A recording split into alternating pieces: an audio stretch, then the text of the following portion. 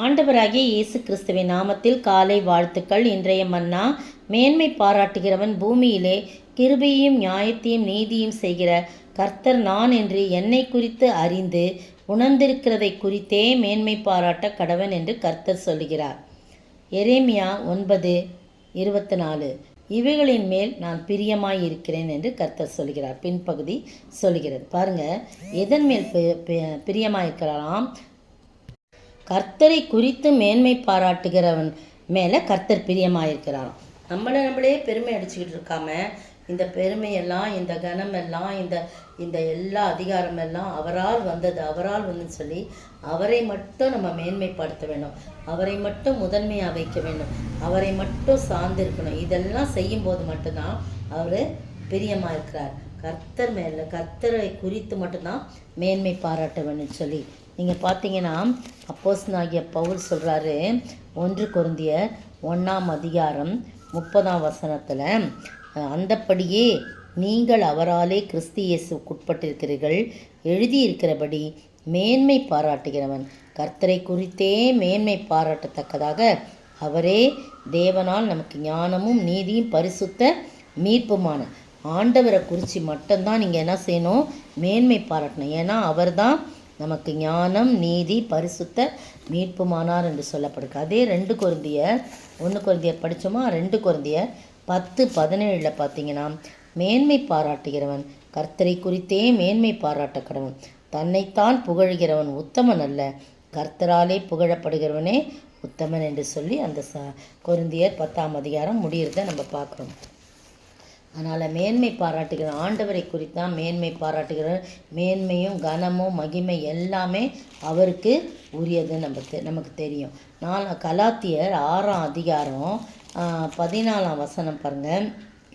நானும் நம்முடைய கர்த்தராகிய இயேசு கிறிஸ்துவின் சிலுவையை குறித்தே அல்லாமல் வேறொன்றையும் குறித்து மேன்மை பாராட்டாதிருப்பேனாக.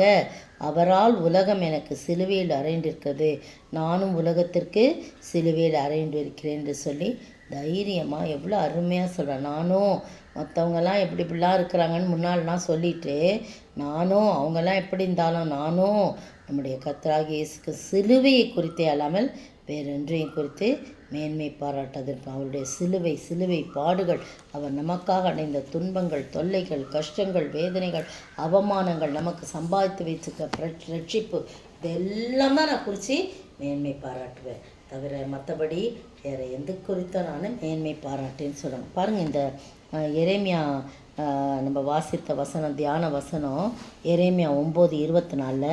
அதுக்கு முந்தின வசனம் பாருங்கள். ஞானி தன் ஞானத்தை குறித்து மேன்மை பாராட்ட வேண்டாம், பராக்கிரமம் தன் பராக்கிரமத்தை குறித்து மேன்மை பாராட்ட வேண்டாம், ஐஸ்வர்யவான் தன் ஐஸ்வர்யத்தை குறித்து மேன்மை பாராட்ட வேண்டும். ஆனால் எதை குறித்து மேன்மை பாராட்டணும்? அவருடைய கிருபையை, நியாயத்தை, நீதியை செய்கிற கர்த்தர் நான் என்று சொல்லி என்னை அறிந்து உணர்ந்திருக்கிறதை குறித்தே மேன்மை பாராட்ட கடவன் என்று கர்த்தர், இவைகளின் மேல் நான் பிரியமாயிருக்கேன்னு சொல்லி கர்த்தர் சொல்கிறார் என்று பார்க்குறோம். லூக்கா 12 பார்த்தீங்கன்னா, அங்கே பொருளாசையை குறித்து, பொருளை குறித்து, தான் திரளான ஆஸ்தி இருக்கிறதை குறித்து ஒருத்தர் மேன்மை பாராட்டுறான். பாருங்கள் 15 வசனம். ஏனெனில் ஒருவனுக்கு எவ்வளவு திரளான ஆஸ்தி இருந்தாலும் அது அவனுக்கு ஜீவன் அல்ல அப்படின்னு சொல்கிறார். அது ஒரு ஊமையை சொல்கிறாரு. ஐஸ்வர்யமுள்ள ஒரு மனுஷனுடைய நிலம் நல்லா விளைஞ்சுதான்.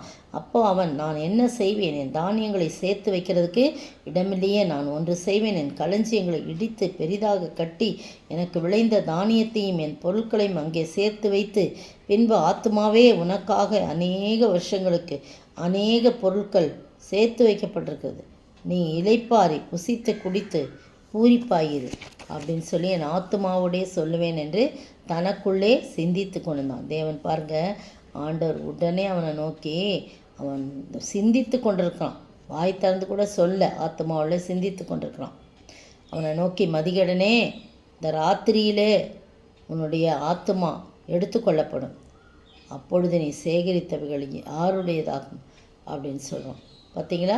தேவனிடத்தில் ஐஸ்வர்யமான இராமல் தனக்காகவே பொக்கிஷங்களை சேர்த்து வைக்கிறவன் இப்படியே இருக்கிறான் என்றார்.